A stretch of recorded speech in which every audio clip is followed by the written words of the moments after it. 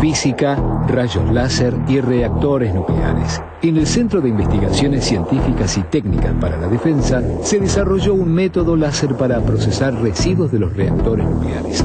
Un reactor nuclear es un equipo que produce energía a partir de una reacción nuclear, que es la fisión, es una reacción de fisión del uranio 235, que al romperse emite radiación y mucha energía. Y esa energía posteriormente se utiliza para mover las turbinas y generar electricidad y integrarse a la red urbana.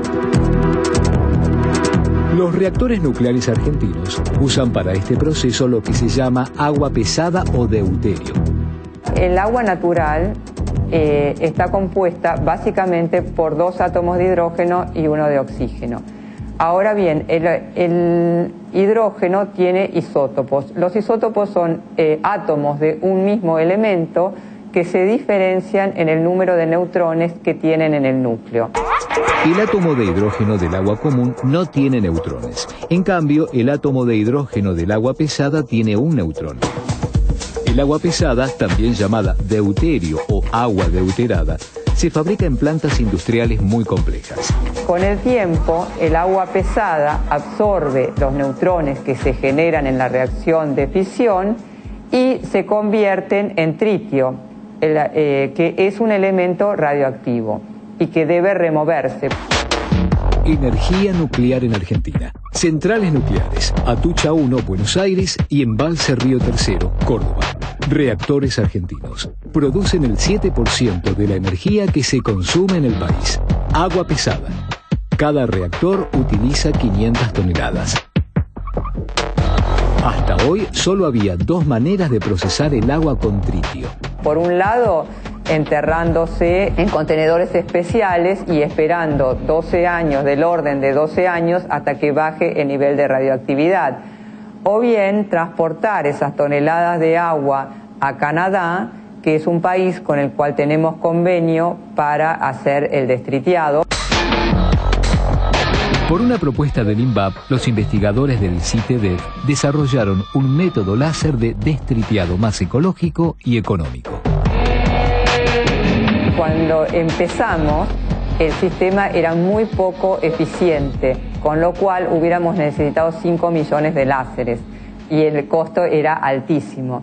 La idea, para que fuera conveniente, económicamente conveniente, sería de tener alrededor de 100 láseres.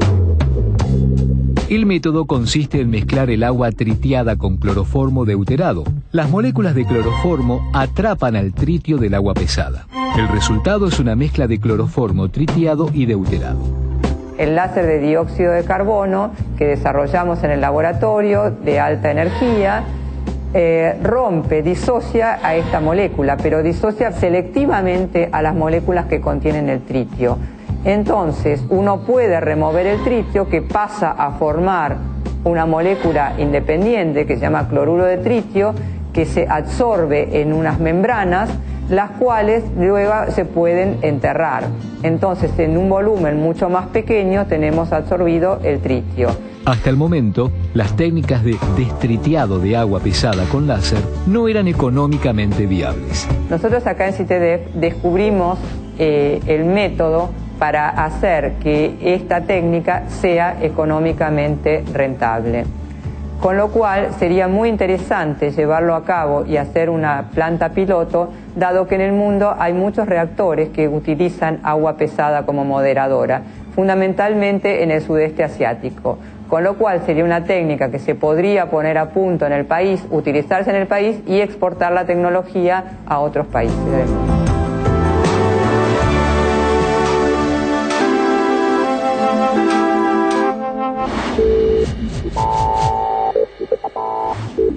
Para terminar el programa, quiero contarles algo que tiene que ver con lo que se llama las paradojas de Bertrand Russell. Todas forman parte de lo mismo. Voy a contar la primera y ustedes se van a dar cuenta después, si hago a tiempo de contar algunas más, por qué están todas, digamos, regidas por el mismo patrón. Vamos a suponer que hay un barco que sale a alta mar, en donde van todos hombres, vamos todos marineros. Pero en un momento determinado, el capitán del barco empieza a advertir que algunas de las personas, algunos de los muchachos que iban ahí, se empiezan a dejar la barba. Y él no quiere que haya gente que se deje la barba. Entonces le indica al barbero, porque hay un peluquero, un barbero en el barco, y le dice, hágame un favor. Usted a partir de ahora, y esto es una orden, todas las personas que están arriba del barco, que no se afeiten a sí mismas, las afeita usted. ¿De acuerdo? Perfecto. A la mañana siguiente el barbero se despierta y antes de quiere empezar a implementar la orden que le dijeron. Entonces está a punto de afeitarse. Pero dice, no, a mí el capitán me dijo que solamente afeita a los que yo afeite, a los que no se afeitan a sí mismos. Entonces yo no me puedo afeitar. Yo solamente puedo afeitar a los que no se afeitan a sí mismos, pues yo soy el barbero del barco. Pero tampoco se puede dejar la barba, porque si se dejara la barba, él sería uno de los integrantes del barco que en realidad, al estar dejándose la barba, él como barbero tendría que afeitarse. Y ahí es donde el barbero se tira del barco y cae. No, quiero decir, esencialmente no hay alternativa, no puede ni dejarse la barba ni afeitarse.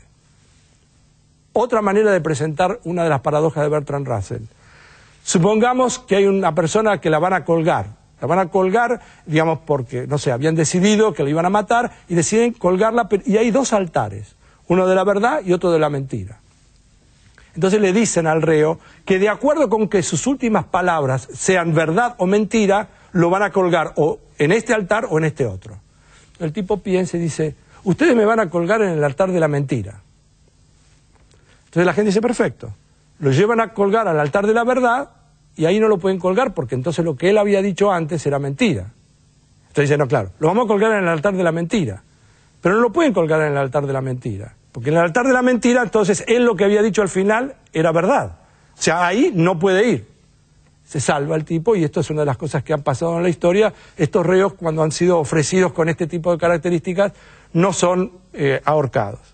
Y por último, que es el más controversial, que forma parte de lo mismo de las paradojas de Bertrand Russell, es aquel que cuenta que Dios no existe. Si yo sé que esto genera, porque si yo pudiera probar esto, se imaginan que no estaría haciendo científicos de industria argentina. Pero de todas maneras, fíjense lo siguiente. Yo voy a probar, entre comillas, que Dios no existe usando la misma paradoja de Bertrand Russell. Para que Dios exista, por definición, tiene que ser todopoderoso. Si no es todopoderoso, entonces no es Dios. Entonces yo voy a probar que no puede haber un ser todopoderoso. ¿Por qué? Vamos a suponer que sí. Entonces, Dios, en tanto que todopoderoso, Él tiene que poder hacer piedras. Si no puede hacer piedras, le falta el poder de hacer piedras. O sea que piedras tiene que poder hacer. Ahora tiene que poder hacer piedras grandes, muy grandes. Si no tiene ese poder, ya no es Dios. Entonces tiene que poder hacer piedras tan grandes que Él no pueda mover. Porque si no puede hacer esas piedras tan grandes que Él no pueda mover, entonces tampoco es Dios, no es todopoderoso. Ahora un momentito. Si Él hace piedras tan grandes que Él no pueda mover, quiere decir que hay piedras que Él no puede mover. Entonces le falta el poder de mover esas piedras. Entonces, una de dos. O no puede hacer piedras que Él no pueda mover, o no puede mover esas piedras que Él había construido. Es decir, un ser todopoderoso, otra vez usando las paradojas de Bertrand Russell, no puede existir. Esto se llama Científicos de Industria Argentina, va todas las semanas aquí por Canal 7, la televisión pública. Chao, gracias.